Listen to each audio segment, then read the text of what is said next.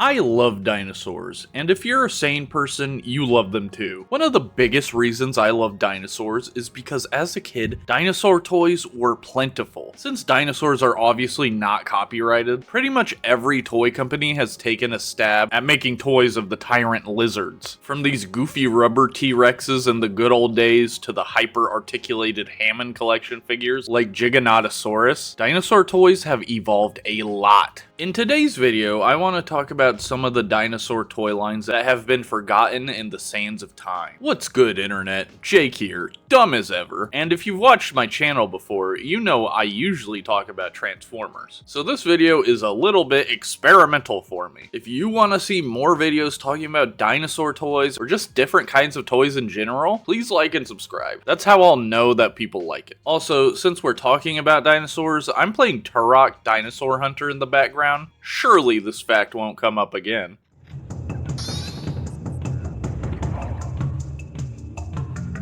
Created by Tyco in 1988, Dino-Riders is an amazing toy line that sadly ended only 2 years after the line was launched. Dino-Riders features the heroic Valorians fighting the evil Rulon Empire on prehistoric Earth, using dinosaurs as allies and weapons against each other. Like most 80s toys, Dino-Riders had a cartoon telling the story of the characters based on the toys. I watched the first episode, and while the cartoon is certainly dated, it was a fairly enjoyable watch. The Valorians and Rulons end up on prehistoric Earth after a fight between their spaceships that reminds me a lot of the intro to Beast Wars. When the opposing factions land on Earth, they both encounter the dinosaurs. The Valorians use universal translators to befriend the dinosaurs, while the Rulons use devices called brain boxes to brainwash and enslave the dinosaurs. This is an interesting dichotomy to me because while the Valorians are morally correct in befriending the dinosaurs, it also means that the dinosaurs can disobey their commands or leave them defenseless out of fear. The show is well animated and has some very recognizable voices in the cast like Frank Welker and Peter Cullen. While the show is neat, the real star of Dino-Riders is the toy line. For Dino-Riders, one of Tyco's main goals was to make super accurate, for the time, dinosaur toys, since many competitors were failing to capture that market. As a result, the dinosaur sculpts are absolutely beautiful for an 80s toy line, and the boxes even proudly refer to the dinosaurs as museum-quality replicas. And to their credit, they actually were. The Smithsonian Institute contacted Tyco to reproduce the dinosaurs for their own line of educational learning toys. Aside from the dinosaurs,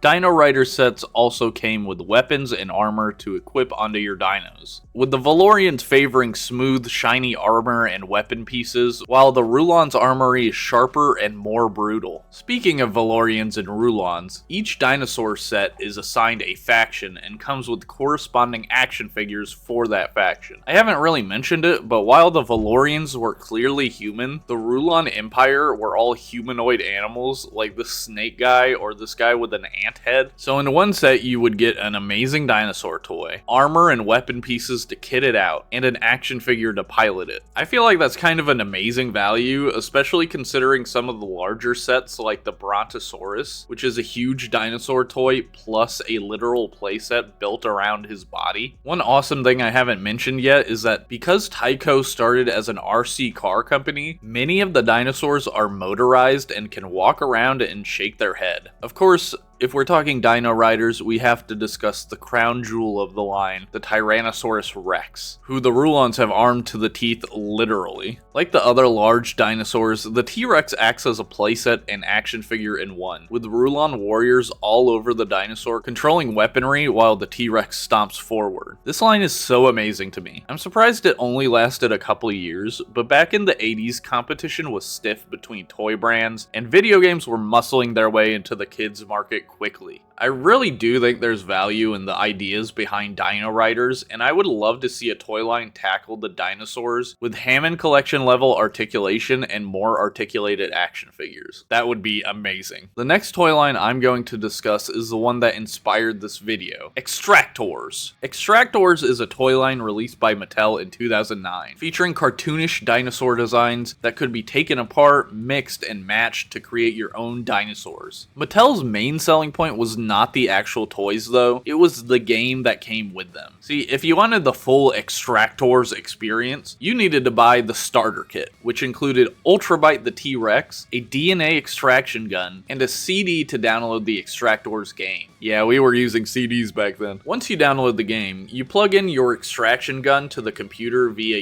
USB. The gun itself has a little headphone jack instead of a needle, and each dinosaur has a headphone port located on them. You would use the extractor to harvest the dinosaur's DNA, giving you access to different powers and dinosaur parts to make your own species in the game. This is a very 2000s coded toy line to me. The prototype Toys to Life format is very recognizable as someone who played Bakugan Dimensions back in the day. There were 4 different clans of dinosaurs in the line, with more planned but sadly cancelled. Despite enjoying it, I can see why this line failed. The toy to game interactivity isn't enough. You just extract the dinosaur's DNA and then the toy itself is out of the play equation, unlike a game like Skylanders that requires the toys at all times to play the game. I also feel like the budget went more to the game than making substantial toys. The angular designs are cool, but most likely a way to make the design process cheaper. I have to wonder if they were selling these toys at a higher price because of the electronic integrations. I only mention these facts because you have to think about it. Dinosaur toys are so common and cheap. If you can get plenty at the dollar store, then why spend more money just because of a computer game? That's my speculation though. Ultimately, they took a risk and it didn't pay off. I like XTRACTAURS, but they should stay where they belong in 2009.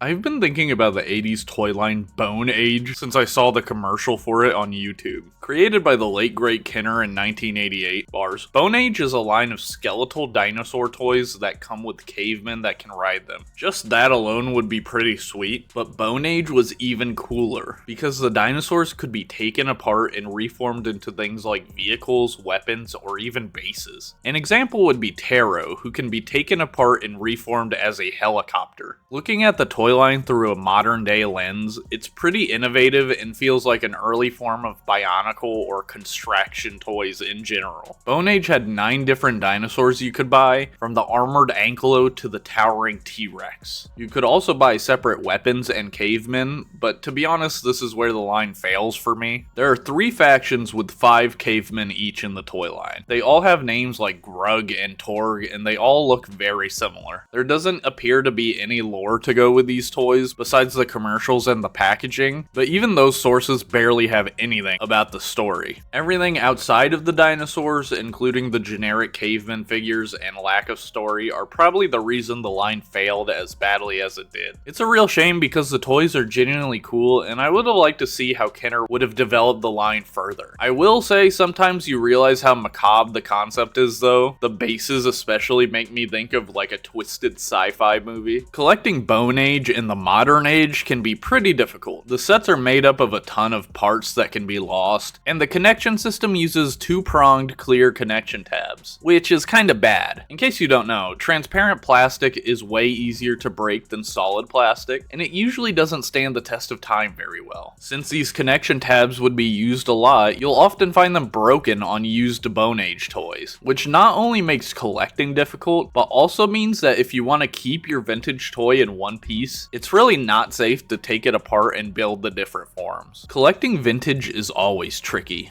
but the main building system being so fragile doesn't help at all. I really enjoy Bone Age as a concept, and part of me wonders if the Transformers Kingdom fossilizers were inspired by the line, considering they are skeletal dinosaurs that can come apart and be combined. I also can't help but think that this line is so similar to Dino-Riders, especially considering the cavemen are the same size as the action figures from that line. Bone Age feels like it could be a sequel, even though it came out in the same year. In 2006, BC Builders was introduced to the world. This is admittedly kind of a baby toy line, literally by a company called Little Tykes. You probably know them for that one car you had as a kid. BC Builders feels like a Flintstones spinoff, featuring little cavemen working with dinosaurs to do construction. This line does cavemen way better than Bone Age, making them more victims to the dinosaurs' antics than manly men controlling the beasts. The dinosaurs are very simple and cute, but still seem like solid toys. toys. The flagship item of this line is definitely the Eiffel Tower, which is a tower you can build up and break back down again with your Apatosaurus wrecking ball. I think the dinosaurs being construction helpers is a fun concept, and I do like a dinosaur toy line that isn't all about the dinosaurs destroying each other. Normally I would never have known about this line, but thanks to commenter Joshua Gibbs 390 and the Batkibble Discord mod Rain for letting me know about this line. Okay, next up we're gonna talk about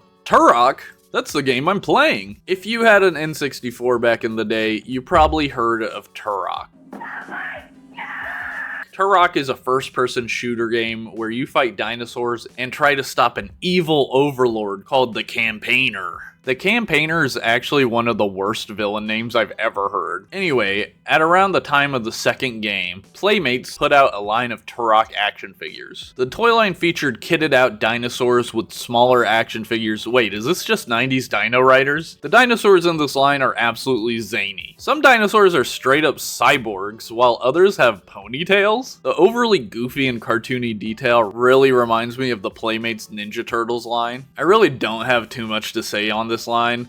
I think they're cool and interesting, but it was also super short-lived, and the game series itself seems to be in limbo as well. Though I don't have much to say about Turok, I will be visiting the idea of video game toys again in the near future. So like and subscribe to keep an eye out for that. Disney has a weird history with dinosaurs. I remember seeing the movie called Dinosaur as a kid and being enthralled by the 3D dinosaurs, even if it's a bit uncanny in retrospect. I don't really remember that movie Dinosaur, but I do remember the McDonald's rubber puppet toys you could get with Happy Meals. Apparently, Mattel was in charge of a toy line for Dinosaur featuring 4-inch dinosaur toys, as well as some larger electronic offerings, like this weird egg with a baby Aladar inside. Aladar is such a weird name for a dinosaur, by the way. It sounds like the name of a spaceship to me. Mattel's dinosaur line isn't too interesting, but I think the packaging is really funny. It's like the most Y2K box possible. Crazed Carnotaur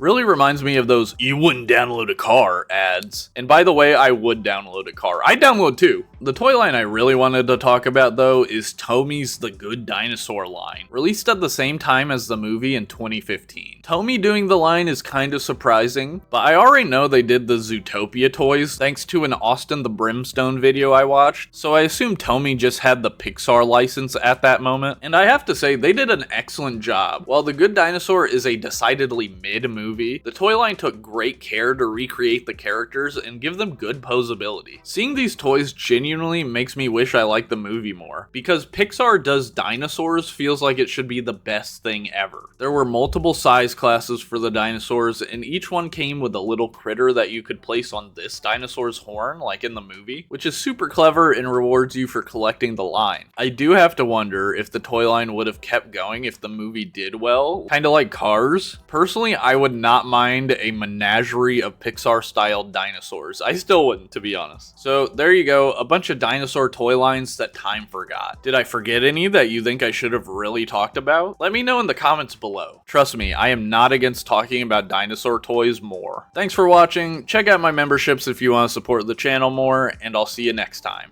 Ciao.